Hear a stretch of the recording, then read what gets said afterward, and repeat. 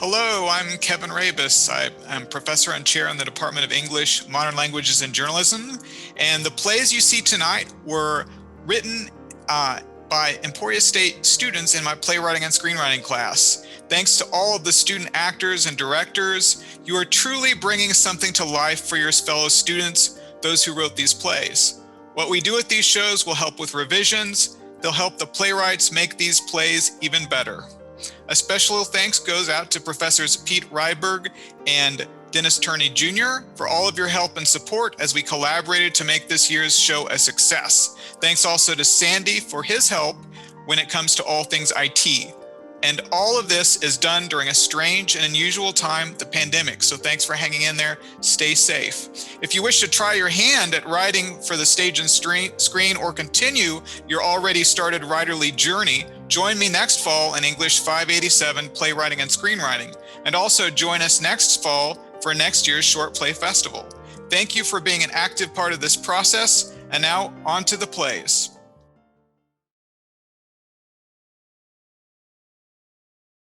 God, I'm so happy to be done with this day. I know, this whole school thing is really draining. Yeah, I feel like being in school is cutting my life expectancy in half. I know, and we're somehow expected to find full-time jobs. Yeah, speaking of that, how do you think Kenny's interview went? Well, why don't we ask him? Hey, roomies, what's up? Hey, Kenny, you look nice. Thanks. Dude, where did you get that suit? Goodwill? Nope, that was definitely Macy's. Har, very funny. And for your information, this was my dad's old suit. Well, it definitely looks like it. Yeah, that looks like it crawled straight out of the 70s. Yeah, I bet your mom crawled straight out of the 70s. Actually, she did. What? Yep, my mom was born in 76. Whoa, your mom is old. Not really. Dude, 1976 is like almost 100 years ago. No, it isn't. Hey, guys, we're getting off task. All right, sorry. Sorry. So anyway, how was your interview, Kenny? Oh yeah, it went okay. That bad, huh? Yeah. Nonsense. I'm sure it was fine. I mean, you were interviewing for your own dad's company. He might as well just hand you the keys to your office. Yeah, well, the only thing that got handed to me was my own ass. How so? Okay, so I walk in, and the rest of the board are sitting there looking all weird. And so I introduce myself and sit down, and the... Pause. What? How did you introduce yourself? I don't think that really matters. It does. Really? Yep. Of course. First impressions are extremely important. Well, I said, hello, I'm Kenneth Jacobs, your future junior sales associate. Ooh. Oh, no. What? Dude, you started off way too cocky. What? How is that cocky? You introduced yourself as if you already got the job. Aren't you supposed to project confidence? Sweetie, projecting confidence is one thing, but you, my friend, were overconfident. Yeah, you might as well have walked in, pulled your pants down, and started swinging your dick. Shit. But it's okay. I'm sure the rest of the interview went well. Actually, it only went downhill from there. How? Well, after I sat down, they pulled out my resume and started to look through it. Yeah. Well, this is my first time ever making my own resume, and I didn't quite know what to put on it. What did you put on? Everything. What exactly does that mean? See for yourself.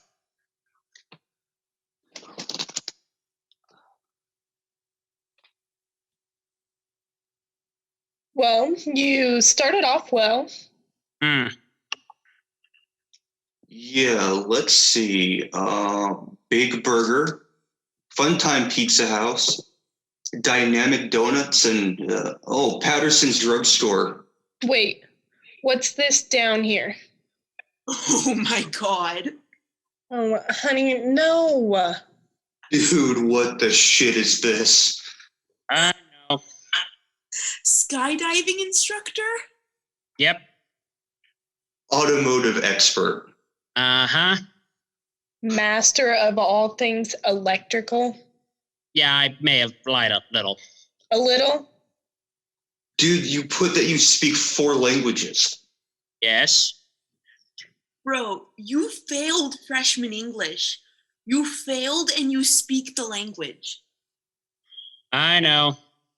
Yeah, honey, you screwed up big time. Yeah, and it got worse. It got worse? How? Well, my dad got them to overlook my slightly exaggerated resume, but then they started asking me real-life business questions. What kind of questions? Trick questions. What do you mean trick questions? Give us an example.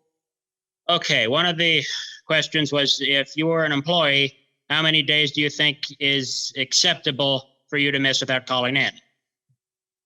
What did you say? Well, I mean, it's not that easy of a question, you know, and I wasn't ready for it. Yeah, but what did you say? I said a week. A week? What do you mean a week? You know, a week, like 5 days. Slow down, pump the brakes. You think it's acceptable for a full-time employee to miss an entire week of work without calling in? Well, I did at the time. Are a dumbass. Hold on, Clara. There's no need for name calling here. Thanks, Tracy. Sure, but sweetie, you could not have possibly thought that was an acceptable answer. I did at the time. Okay, let's move on. What happened after that? Well, after they got done laughing, they asked me how many hours I could work and when I could start. Okay, surely you didn't fuck this up. Well, Oh my lord, what did you say? all I said was I couldn't work on Mondays, Thursdays, Saturdays, or Sundays. You idiot. That means you can only work 3 days a week. Yeah, It's a full-time position. I thought full-time means you're there for a full time of the day. What? What does that even mean? You know, like you're there for a full 3 to 5 hours. Wow, you really are a dumbass. Yeah. And why'd you put in so many days? For sports. What do you mean sports? You know, like football and basketball. I give up. Okay, well, how did you end the interview? Okay, after they asked me if I had any questions for them. And did you? I asked them if I could take off my shirt while I was at work, you know, because of how hot I can get. That's it. Nope, absolutely not. Well, Kenny, you can always go back to working at Big Burger.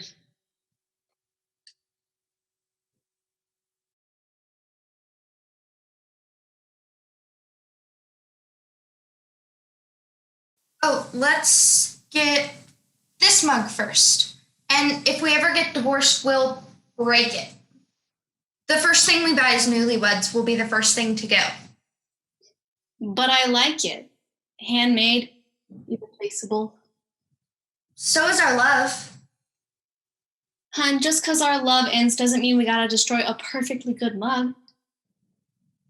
And I suppose you'll be wanting the mug then, the divorce, since you like it so much. And the dog. Unless you want to destroy him too. I should slap you. Our love dies, the dog dies too.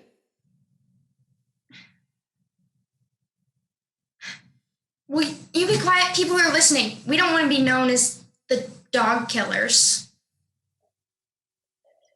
We can take him out back and shoot the shotgun trigger together. We're so romantic. Like the movie.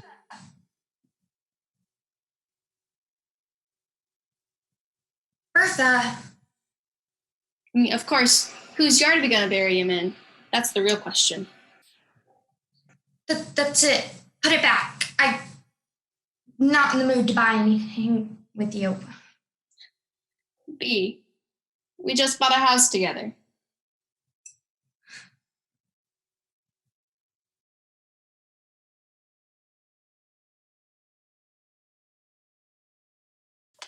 This is not what I expected. You think?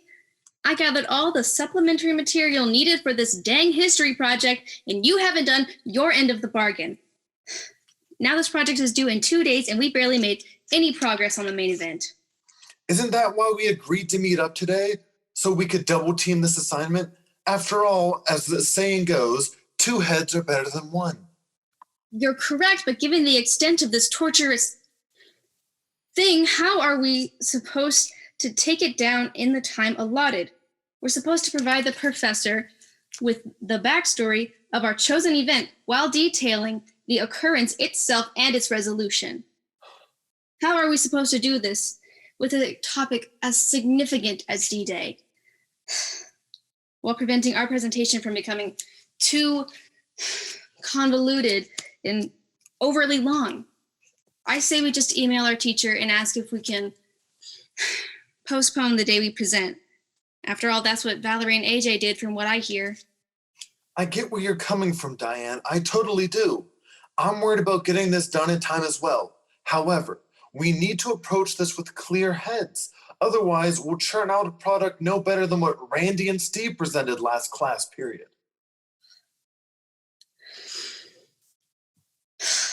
Okay, you're right, Brad. I'm just freaking out because neither of us have ever been this far behind on an assignment, let alone a project. Like I said, I get where you're coming from. Let's just get focused and take care of business. Agreed. How about you go through the supplementary material I brought, and then we can single out the info that's relevant to what our teacher is wanting, and then we can put said info in the various slides that I've created. Sounds good. Let's get on it.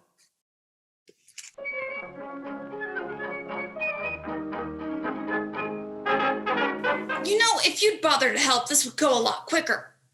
True, but then you wouldn't be doing all the work and I wouldn't get to slack a bit. How's it I gotta do all the work? Because I gotta bunk with you and you snore. This here's as close as I get to peaceful sleep. And there's only one mop. I don't snore. And you could use your hands, empty the dirty water, pick up the plates and mugs. First, you keep me up at night, and now you demand I touch the mugs Johnny and his fellows were getting their grog with. I thought we were friends. You can't get scurvy from someone's mug.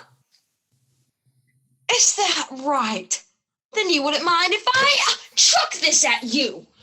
You could have hurt me, you twit. So you admit they're dangerous?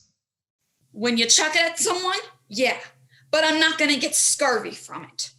You would have if I hit you. So you're saying I'm never gonna get scurvy? What's that supposed to mean? That I've seen Navy cabin boys with better aim than you.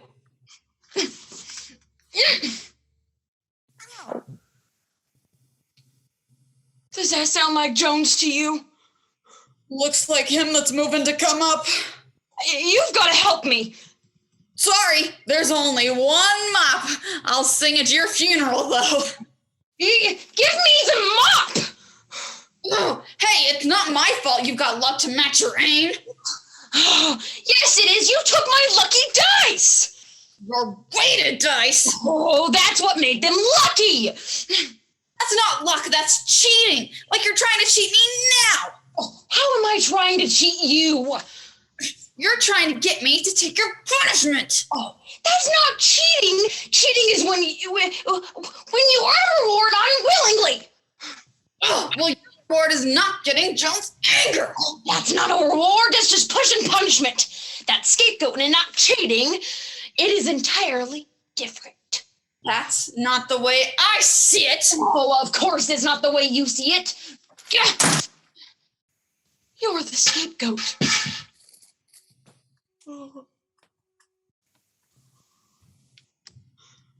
Which of you was it? Who's trying to hit your quartermaster with a mug?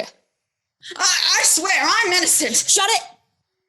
I'm going to ask both of you for your story, and you're going to tell me. Got it? Good. Fulbright, you're first. You've got until I'm tired of listening to you. Right. So, I get up this morning tired, right? Because my bunkmate is loud. Get to the important bits.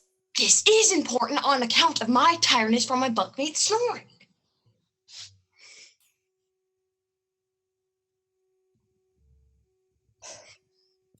I don't snore. Shut up, Matthews. You do snore, by the way. Right. Anyway, I'm tired, so I propose that we share the cleaning duties, Get them done nice and easy on the both of us. I'd mop for a bit, he'd pick up, and then we'd switch on and off. That's not true. I was mopping and you weren't doing. I don't want to tell you again, Matthews. Shut up. You'll get your turn. So I'm there swabbing the deck, so it's nice and clean, and all of a sudden, he says, I bet you I can land this mug in Johnny Boy's room. And I said, I'm not taking that bet. You stole my lucky dice. I tell you that, he stole my lucky dice. That's not something you do to a man, taking his lucky dice. It is horrendous is what it is. I don't care that he stole your weighted dice. Is that your story then? You were mopping and you tried to make a bet? And then he threw the mug and it hit you, yes. Right. Matthews, it's your turn. First of all, I do not snore. Yes, you do. Stick to the important bits. Of course. Anyway, it's our turn to clean on the deck. So I grab the mop and get to work. But he is busy being lazy and staring out to sea like he's some Navy soldier's bride. Not true. I don't look like a bride looking out at the sea. I look like a ruminous rogue. The only thing you need to ruminate on is how long it'll take me to toss you overboard because you can't shut up. I didn't know you knew big words like ruminous. Learn something new every day. As I was saying, I was using the mop and got tired of him not doing his fair share. So I tell him, pick up the mugs, and he says he doesn't want to get scurvy from the mugs. That's stupid. You can't get scurvy from the mugs. That's what I told him. So he threw a mug at me. But he's got the worst aim on board. That's not true. I got the best aim out of the crew. Okay, 2 things. That's a lie. Your aim is terrible. And shut up. As I was saying, he threw a mug at me and missed. So he threw more, and one fell through the grate, hit you on the head, and you had to come up here and listen to him fit. You're the one lying. Both of you shut up. Matthews, get the mop, clean up the rest of the deck by yourself. Well, I didn't do anything. You snored and kept your bunkmate up. I could hear you from my room. You talked during his turn, and you stole his weighted dice. Thank you for listening to my honesty, sir. And that is the second biggest lie that I've heard this morning. What do you mean, sir? That I've got something worse for somebody who's been trying to slack on their work and blame their rule breaking on their bunkmate. Sir, I've been nothing but honest with you. You know I could hear both of you through the deck before I came up, don't you? Oh. Well, if you knew it was true before you asked us, why'd you bother asking us? Are you questioning your superior, Matthews? No. Well, I am. Either you are very brave or very stupid. A little both makes the best man for the sea. Fair enough, I'll tell you. Really? Why not? He's getting punished. No reason to deny him an answer. I suppose that's fair. Of course it's fair. I'm the one deciding it.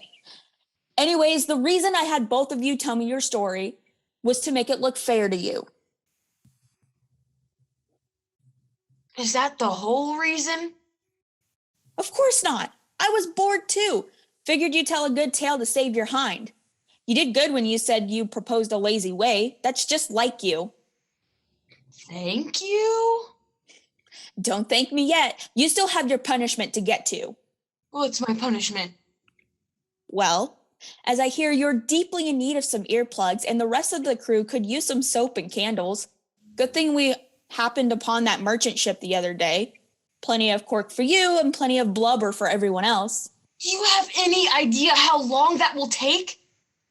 Well, if you'd like, I could have you keel hauled instead. You know, my mother taught me a great way to make soap. I'll get right on it.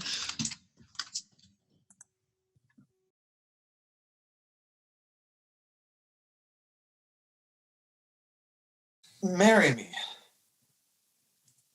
I know your parents own the store and you're about to take over the family business, but I'm just trying to pay rent here.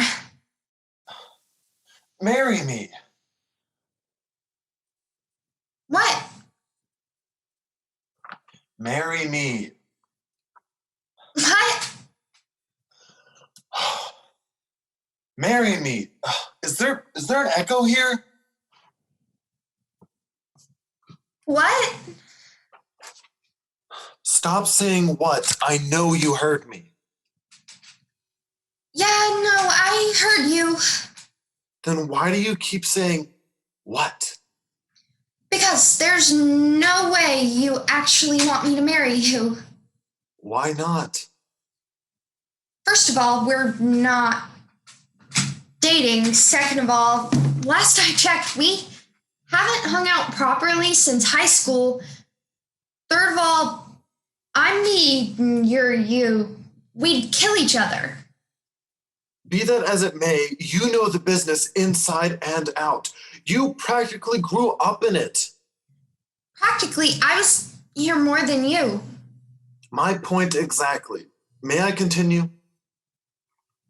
Not only do you know the business, you know me and I know you and that you're some gold digger. Who knows? I could be in it for the long game. Good point. We both know I'm not. Stop interrupting.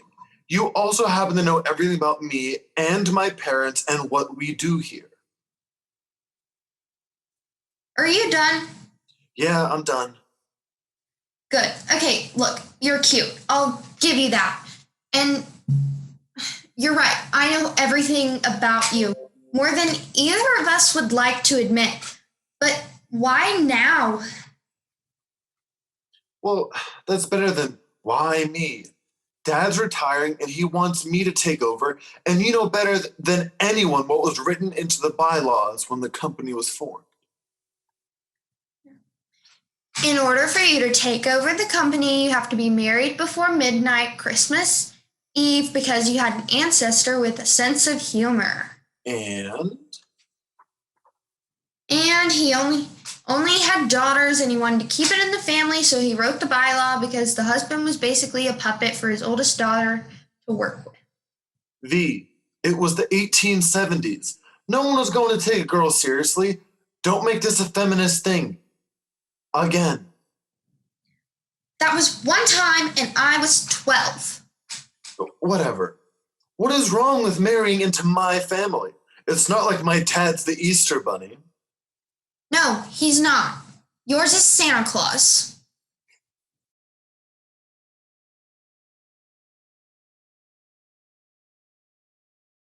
What do you mean I just jump?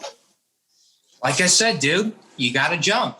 We're gonna be above the landing site in 15 minutes. You're not gonna help me at all. I just jump? Hey, buddy, you jump. Any other questions? What's the death rate from skydiving? This seems like something you should have looked up before you got onto the plane. Well, I just want to know. I have no clue, man. You just gotta chill out. Well, it is pretty cold up here. Well, that's because we are 12,587 feet in the air. Yeah, it's gonna get a bit cold up here. We are what? 12,587 feet. Just wait till you have to open the door. You're in for the time of your life. I can't believe I'm doing this. Look, man, you need to calm down. We can't have all this negative energy up here. Just sit there while I get some stuff ready. How could I let her convince me to do this?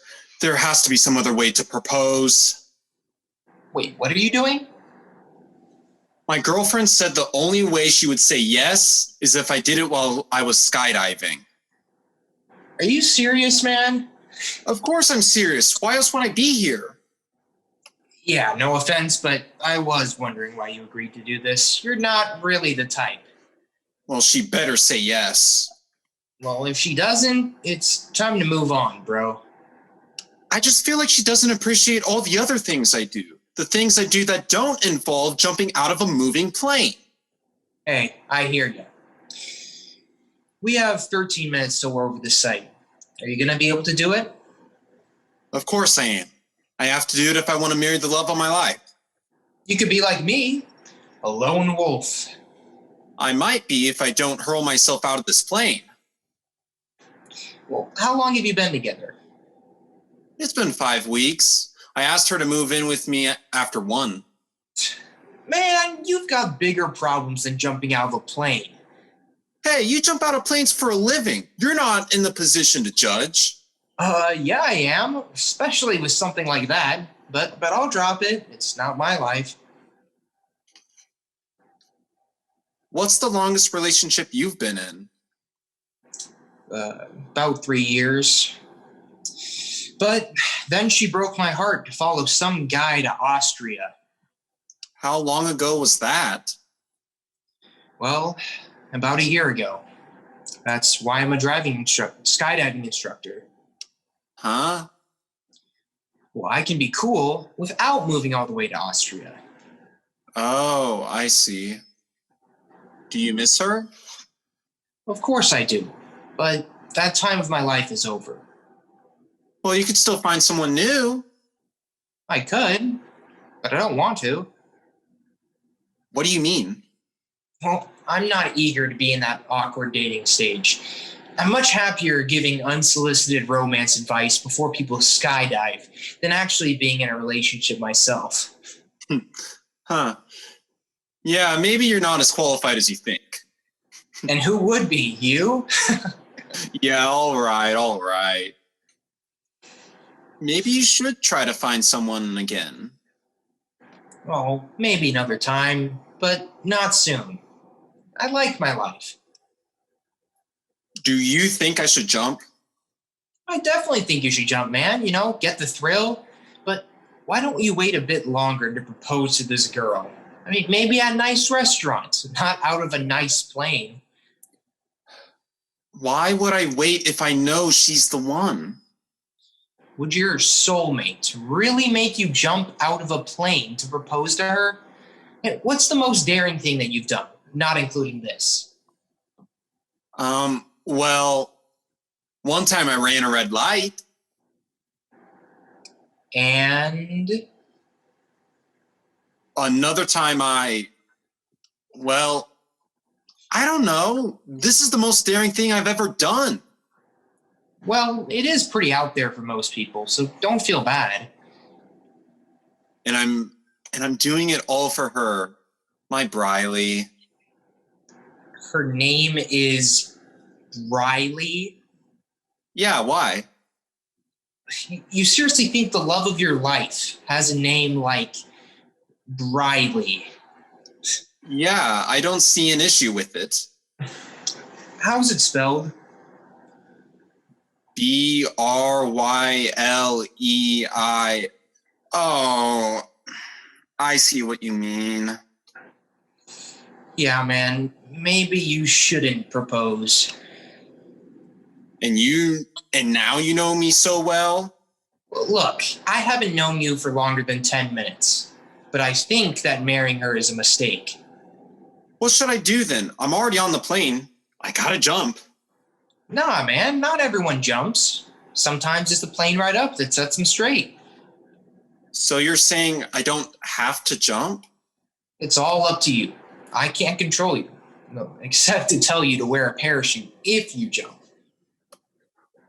Where would I go when I get down and I didn't jump and propose? She lives with me, you know? Yeah, buddy, I know. You could go anywhere. I like being with her. You like being with the girl who's making you jump out of a plane. Fine. To be honest with you, I just think she's hot. Plus, with her being 25 isn't too bad either. Oh my gosh, dude, I can't believe I'm rooting for you. What are you, like 35? Hey, 32 in April. I'm not that much older. Whatever, dude.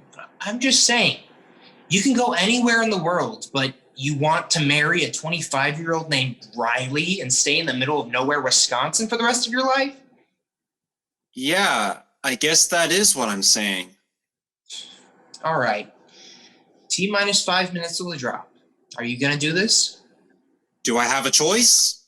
Well, of course you have a choice. I really don't know if I have a choice here.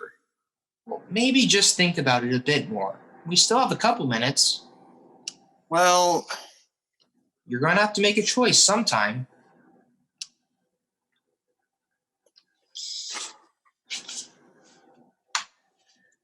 What would I do if I don't marry her? Well, like I said, you could go anywhere you want. What if I don't want to go anywhere? Well, then, you can stay here and live a happy life where you get to watch football every weekend and drink whenever you want. I guess that does sound nice, but I'm not sure.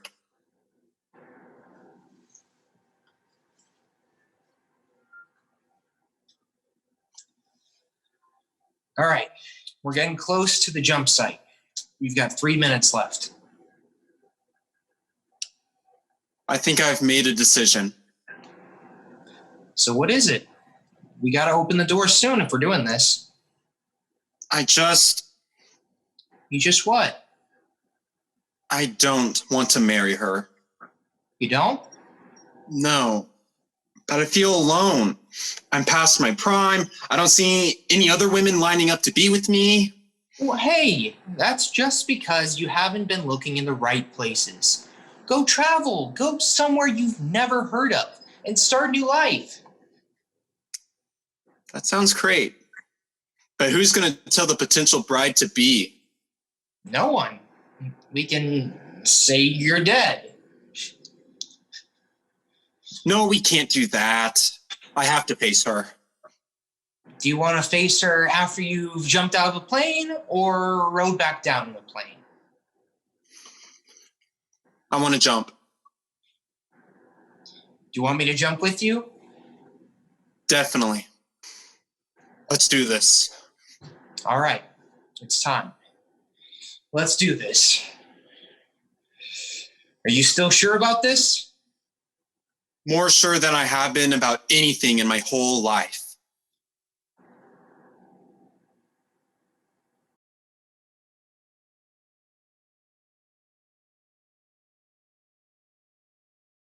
Can I see your phone for a sec? Mine's almost dead, and I want to call Lauren that I can go to her party. Sure. When's the party? Tonight. Apparently it's going to be some big thing. Everyone's going to be there. I didn't get invited. That's because you don't drink. That doesn't mean I can't party. Do you want to come? Not really. And that's why I didn't invite you. Fair.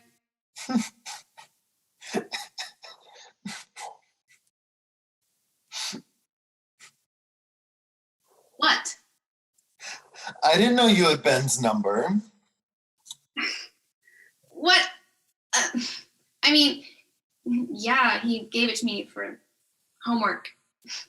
I just texted him that you'll be by yourself tonight and in need of some company. You did what? You were going to have to make a move eventually. Give me my phone back now. I need to see if I can cancel it. No, I'm doing this to help you. I'm going to murder you. That seems extreme. Shut up. I swear if this ends badly. It's not. I've seen how you guys look at each other. It'll be fine. No, oh my God, Sue, give me my phone back.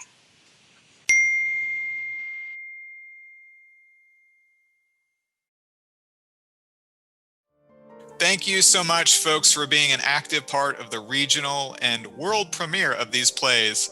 It was really important to us, and I hope you had fun and enjoyed the first showing of these plays written in my class.